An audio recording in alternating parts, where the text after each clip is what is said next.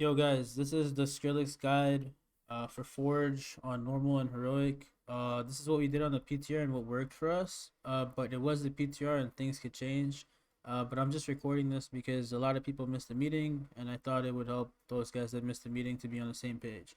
So basically, Skrillex is a worm dude. He's just spawned in the middle of the room, and he doesn't really move, except when you do his mechanic to trigger his movement. Okay.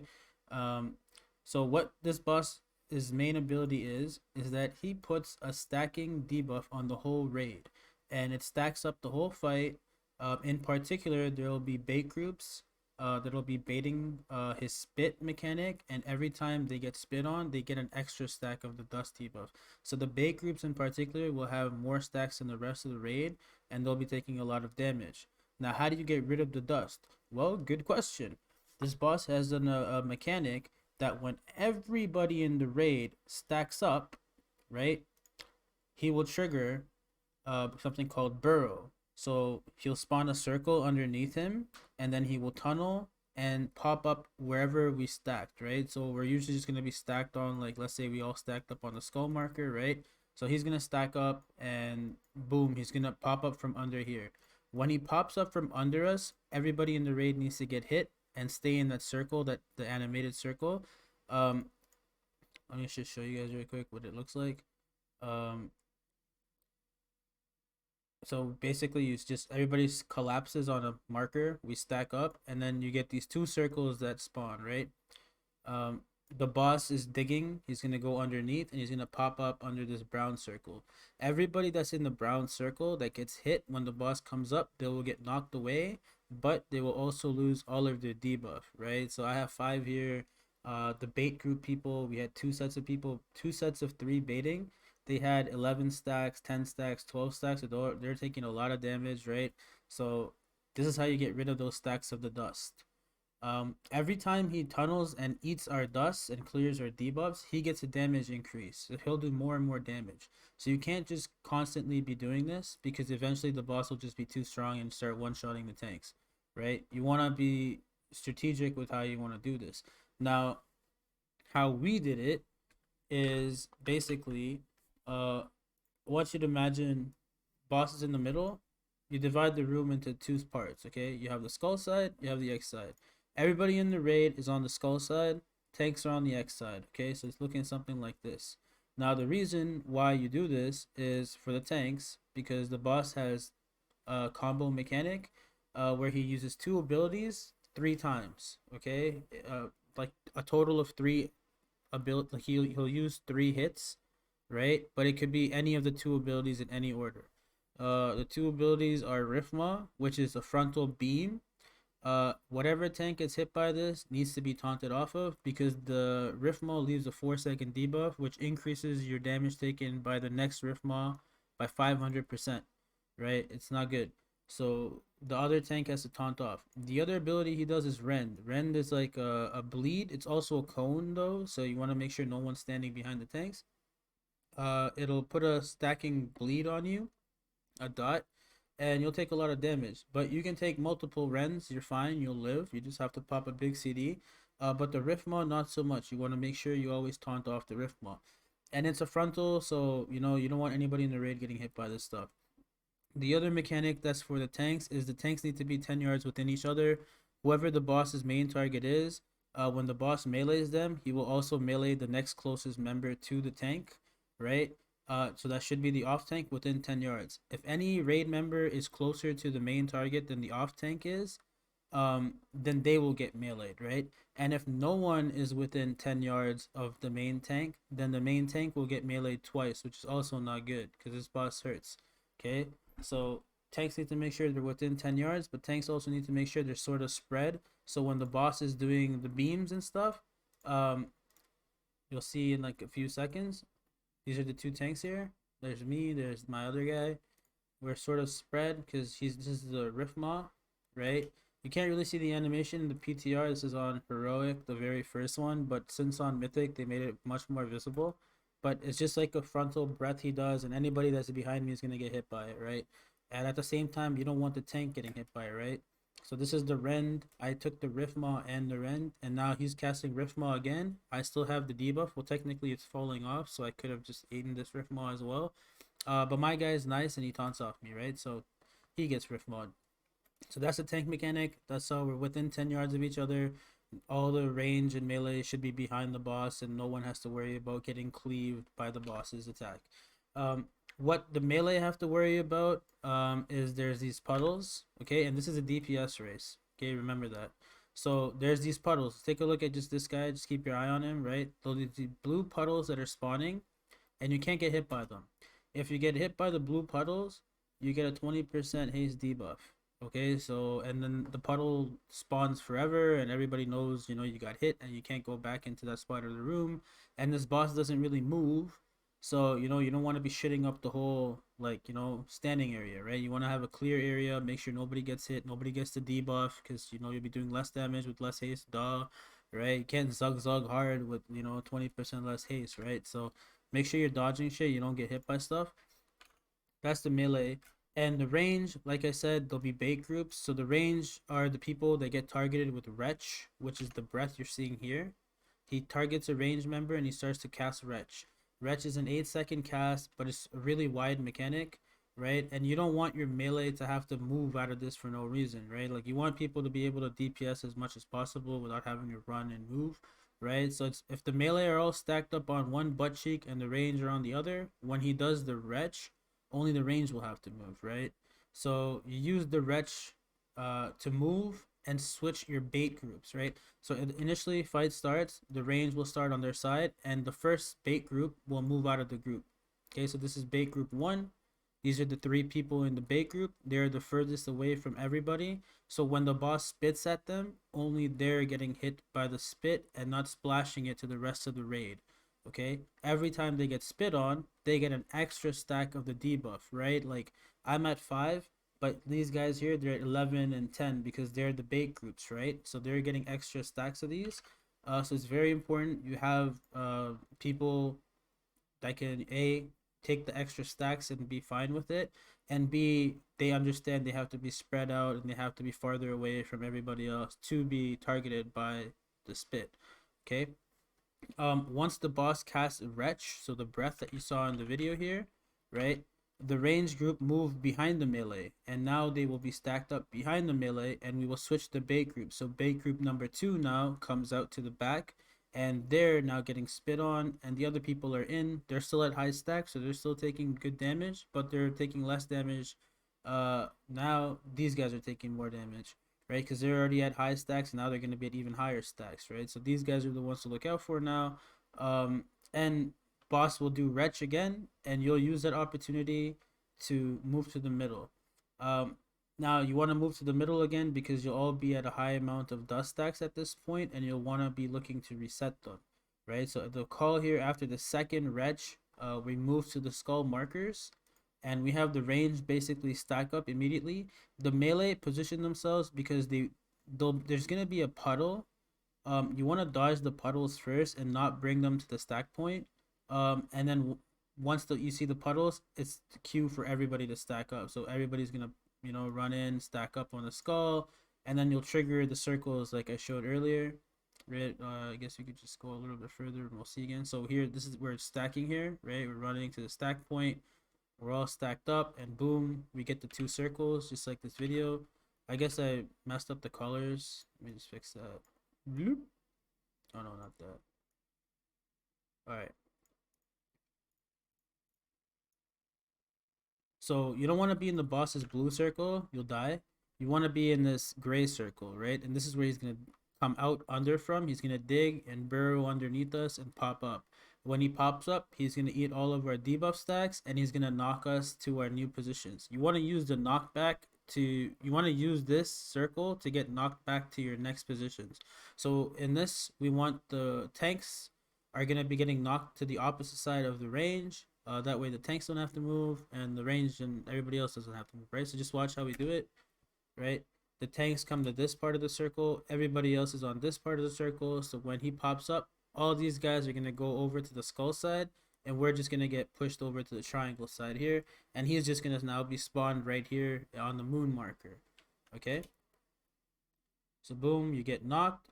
All of our debuffs are gone, and now he spawned here, and everybody just repositioned. So if you're following the guide here, um, the melee would be on one butt cheek, the range would all be on the other butt cheek, and then the first bait group would be the three furthest people, and everybody else would kind of be stacked in between the melee and the bait group. Okay, so then it would look something like this. Right, again, you have your tanks within 10 yards of each other, you have your melee group on this side, you have your range on this side, and then you set out the bait group. Okay, so the three furthest people are getting spit on.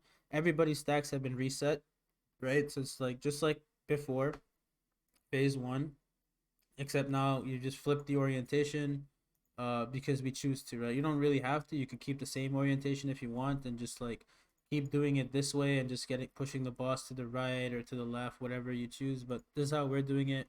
We're just flipping sides every time. We're just ping ponging between the skull and the X, right?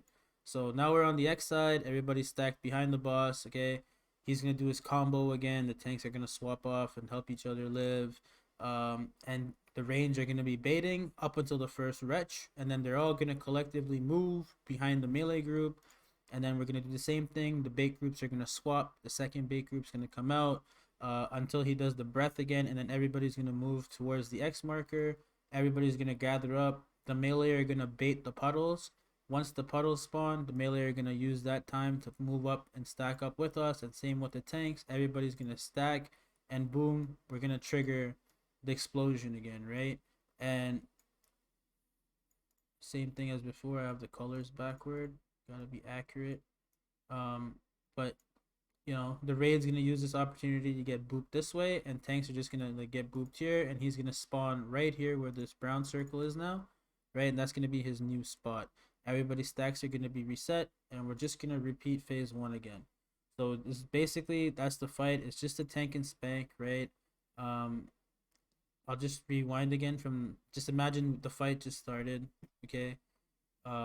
So tanks are on this side, everybody else is on the other side, and he's gonna open with this is the dust flail. This applies the dust to everybody in the raid, right? Every time you float dust flails, everybody gets a stack of this debuff.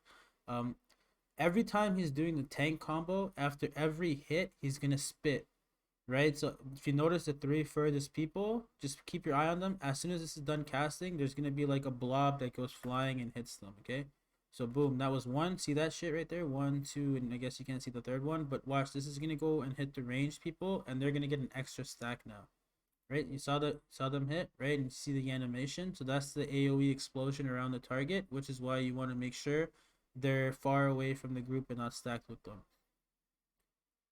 This is the second one. So boom, he spits again. Same three people got hit. One, two, three, right? And now this is another dust flail. He's gonna apply more dust to everybody. And this is the wretch, right? So that's the cue for the bait groups to swap, for the range to move behind the melee side now. And now they're all gonna be on the same side. Now you could put the melee on the other side. Like you could do whatever you want. Melee could do whatever they want. Just make sure you're not getting hit by puddles, so you can have the liberty to do whatever you want, basically, right? You could stack up at one point and move as a group, or you could just be spread and just move in and out as the puddles spawn. Like some of these guys are running into the boss's hit circle. Some of these guys are just backing out and then coming back in. Some of these guys are able to just strafe left and right. It's up to you what you want to do. It doesn't really matter. All that matters is the range. They're swapping the bait group, so every time he retches, so does the breath, there's the bait group swap, and now someone else is out there taking the spit, and they're making sure when he's spitting and they're getting hit that only they're getting hit and no one else in the raid is getting hit, right? So that's that, right? So this is the second retch. Now in the PTR we actually did 3 retches before we stacked up. It's totally up to you what you want to do and you're comfortable with. If you have the heals, you know, you could do 3 retches and then stack up. If your heals are a little weak, and your DPS is like good, because every time he digs like burrows, you can't attack him for a couple seconds, right? So you don't want to be digging him like that either. But every time he digs, the stacks reset, so it gives the healers a break, right? So you know you could play, based on your raid strengths. In this PTR test here, at this point we didn't have double legendaries, we just had our 4-piece. The first week obviously you won't have a 4-piece, you won't have a double Lego, so you know, it's gonna be a little bit tougher. You might be like 5 to 6 item levels higher than we were. We were all 252, so you might be like 259 item level if you do your mythic pluses and all that. But you won't have the 4 piece like we did, and there was no double Lego at this point that we had in mythic.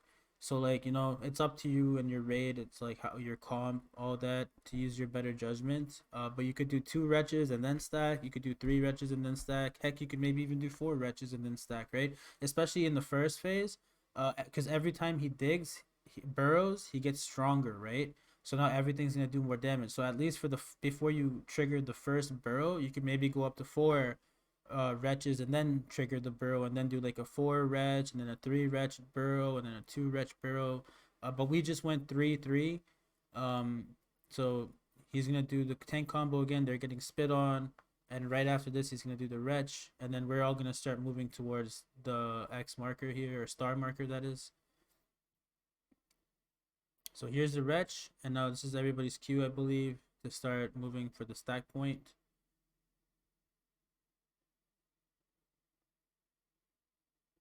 Okay, I guess that was the second wretch. I'm just an idiot, but yeah, I guess it is because they're still at 11. The highest person's at 11, so okay, or 12. Manby's just like staking stacks, bro. It's a warlock. So some classes are obviously better for the baiting, right? They can just take more damage, they have more survivability. But this is the third wretch. This is where we stack up here. The puddles, we waited for the puddles. In the video, actually, the puddles come out at the same time as the breath, so it's like you just keep running. But in live, when we did mythic and we did the normal, they changed it. So like after the wretch, there's a few seconds before the next puddles. So the melee want to be waiting where the pets are right now. The rest of us, melee and tanks, that is, the range can be stacked up. The melee just wait for the puddles and then they stack up. And then once you see this, everybody wants to make sure they're in the brown circle and then use the brown circle to get knocked to your new positions and just repeat the fight, right? So that's basically it. Um, that was the fight. It's pretty straightforward. It's a DPS race, tank and spank. You have a bait group that's getting spit on. You have the tank swapping the tank combo, making sure no tank gets 2 rift mods back to back or within 4 seconds. You have the melee making sure they're dodging puddles so they don't get a 20% haze debuff. And you're making sure you're all stacking up when the raid leader says to stack, and you're dodging puddles or baiting puddles before the melee stack. That way everybody can just cleanly stack and you don't bring the puddles into the stack point and kill people and get them all debuffed as well at the same time with a 20% haste debuff. Um, and tanks need to just make sure they're 10 yards within each other so no one else is, or the main tank isn't getting melee twice back to back. And that's basically it, right? Like, this is just a straightforward tank and spank fight. You just ping pong between the two sides and you just do the same thing you did in the first phase. You do this 3 times and you kill the fight. This boss is a hard enrage. At 6 minutes exactly, he enrages, and now I can show you because it happened to us. We didn't actually kill it. We got him to like 2%. We didn't know this was gonna happen. So like, this is final consumption. At 6 minutes, he starts casting final consumption, and he's just pulling everybody to the middle. And if you get to the middle, you die, right? So you know, it was pretty funny when we did it. Yeah, I think that's actually. enrage. That's enrage. Kill his ass! Oh, so you can only do it 3 times. Kill his ass! That's wrong. You can do it more than 3 times. The burrow, that's what he was referring to. You could do the burrow more than 3 times. It's just every time he burrows, he'll get more and more stronger, and he'll just do more damage, right? So you don't want him to get too beefy, but at the same time, you don't want to get too many debuffs or you die. This was just a hard enrage at 6 minutes exactly. He enraged and started casting this. So that's that, guys. If you have any questions or comments, you know where to ask me. And I guess I'll just put this up on the guild's YouTube page. So yeah, that's all I got for you guys for now. I will post the Artificer one soon. Peace.